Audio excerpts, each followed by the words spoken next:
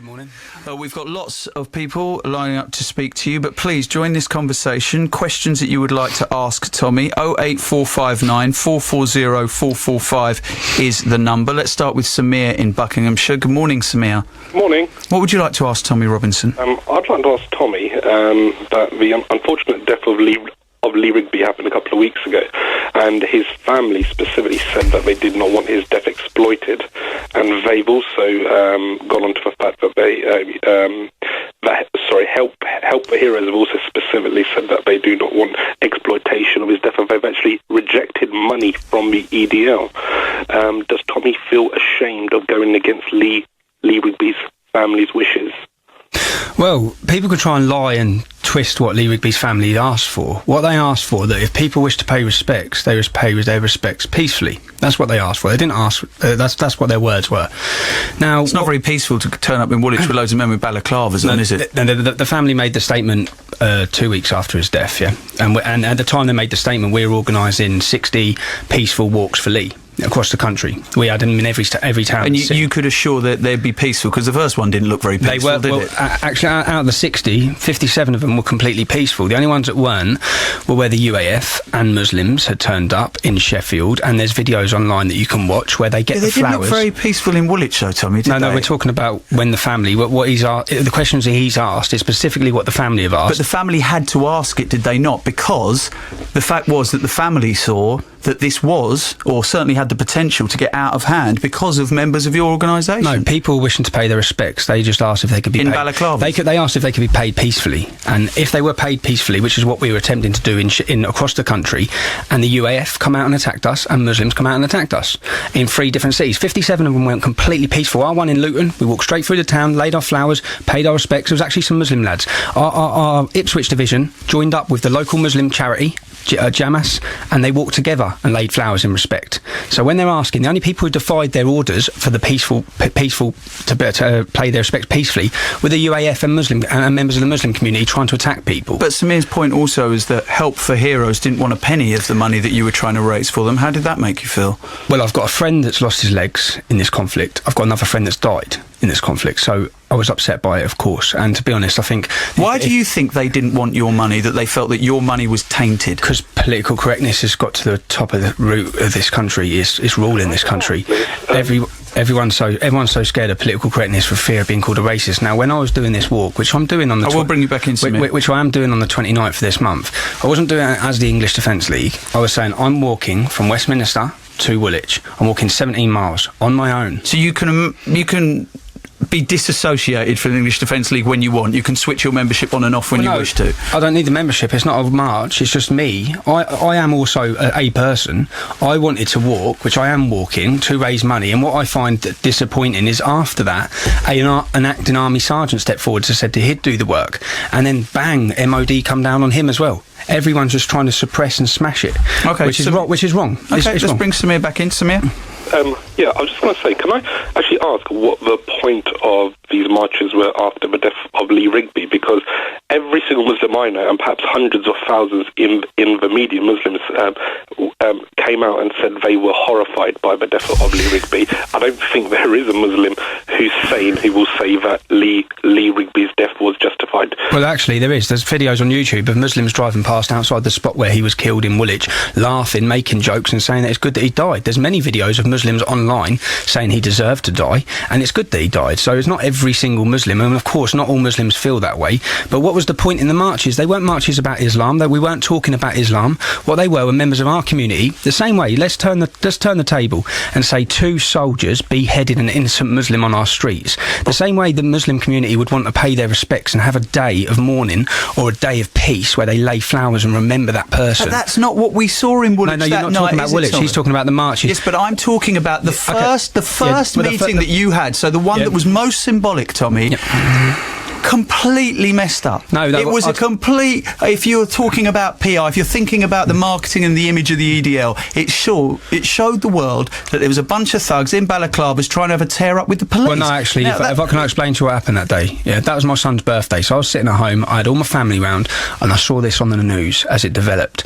And I got up and I left I left my son because I felt so angry at what had happened. I felt emotional. I felt upset, and I wanted to show. So you're admitting you were going to a march with anger in your soul, anger in your heart. If I explain what happened, yeah. Then on the way down there, we start getting told that there's Muslims shouting Allah Akbar. My phone was going mad. It's all over the internet. There's groups of Muslims out on the streets of Woolwich. By the time we got there, so you went there for war? No, I went there to pay solidarity. I went there to show support for the armed forces. But when we did get there, then the rumour. Go to Wootton Bassett. The rumour to go to an army base. If you want to show solidarity, don't go to an area where you know is so sensitive. Why is it sensitive? What sort of Muslim comes out on the street screaming Allah Akbar after one of our soldiers has just been beheaded? The kind of Muslim that the majority of the Muslim community despise. So why didn't they come out and confront them? Did that really happen? Yes, it did happen. Yes, it did. I was there. So, Samir, if you're willing to admit that it did happen, Samir, then Tommy's point about what was the Muslim community doing, but. Actually, Tommy, you know as well as I do that Muslim organisations were as quick as you can imagine to come out and absolutely condemn. They were not. There was no ambiguity about that. OK, there was a few nut jobs, but then, of course, there are nut jobs in every religion. Anders Breivik was a Christian. He followed your ideology, or he certainly thought he did. He certainly liked your ideology, but not everybody is. Anders Breivik actually said that we're naive fools, and his words in his manifesto. Okay. His words in his Would you accept manifesto. that Anders Breivik was a Christian? Cannot be reconciled. Right? Would you accept that Anders Breivik was a Christian? I don't know. No. Well, he did. What did he do in the name of the Bible then? But yet again, did he use Christian scripture? When he went to court, he talked about Christian crusade. He talked about this. Now, the fact that he's doing that. All the Muslims listen doesn't suddenly think every Christian is a gun-wielding nutjob who's going to walk onto an island and slaughter loads of teenagers. I don't think every Muslim's a gun-wielding nutjob. I don't think every Muslim wants to plant. Okay, well, let's listen to a clip of something that you've actually said in the past. Yep. As I've said, we are here today to tell you quite loud, quite clear, every single Muslim watching this video on YouTube. On 7/7, you got away with killing and maiming British citizens. You got away with it.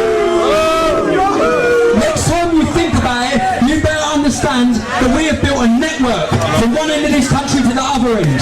We will not tolerate it, and the Islamic community will feel the full force of the English Defence League if we see any of our citizens killed, maimed or hurt on British soil ever again. Now, I don't know. I've been in a lot of clubs over the years. My hearing may not be that great anymore. But I didn't hear you separating Islamic extremists from the Muslim community or Muslims when you made that speech. You said, you said Muslims... Yep. Committed 7/7. You said... Oh, it was Muslims, yeah, OK, but you didn't say Muslim extremists, no, but they were Muslim. And there is a difference. And you just said on this show some moments ago that you don't blame all Muslims, and yet in that speech, that's exactly how that came across to your cheering fans. In that speech, I'm explaining, and we are a pressure group. We want to put pressure on the Islamic community. The Muslim community of this country have not done enough. They're not doing enough to tackle...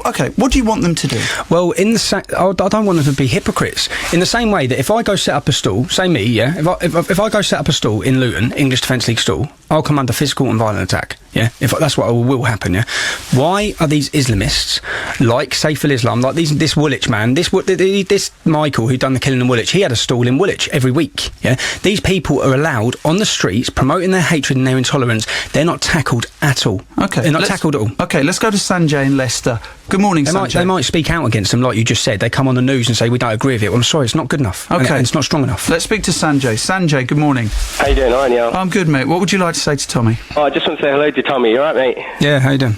All right, man. Yeah, I just wanted to say to you, I respect all you've done, and you just keep in Britain British. There's nothing wrong with protecting your country. There's nothing wrong with anything you're doing, and wish you all the best for what you're doing, because there's nothing wrong that you're doing. You're just protecting your country to be British. That's simple. Thank you. I've come on here as well to relay a lot of misconceptions as well about what we want, what we're saying we want. I get Muslims come on my Twitter every day saying you hate all Muslims, you want all Muslims to leave this country. No. What I'm saying is grouped all Muslims together in what you just said. because I said they're Muslim killers. It's like people say, well, you say Muslim bombers off our streets. Yes, we do want them off our streets. Just they are Muslim, and let's not hide behind the fact. No one's I doing don't that. suffer from But in political the same- correctness, and but I will not be but bowed it's by not political correctness. It's not political correctness, is it, to say you cannot say that all Muslims. I don't say it. I Yeah, don't but say you it. just did. I We didn't know. I warned all heard Muslims. you. I warned all Muslims in the country. You warned all Muslims that we're coming for you, that we've got No, from one end of the country Yeah, to the other, yeah. and if we see it again, we're coming for all Muslims. Now, I didn't say we're coming for you. No, I didn't say we're coming for you. Woolwich, I didn't say we're coming for you. After Yeah. Woolwich, we did some phone-ins on this show, Tommy, and we had Muslim callers to this show saying, we are changing our lifestyles now. I am not letting my wife take public transport anymore. I'm driving her to work because I'm scared. Now, this is the kind of rhetoric that makes them scared. But see, like you say, they're scared. This is where I get actually a little bit insulted, and I feel insulted for our soldiers' wives who have currently been told to be careful walking in their barracks.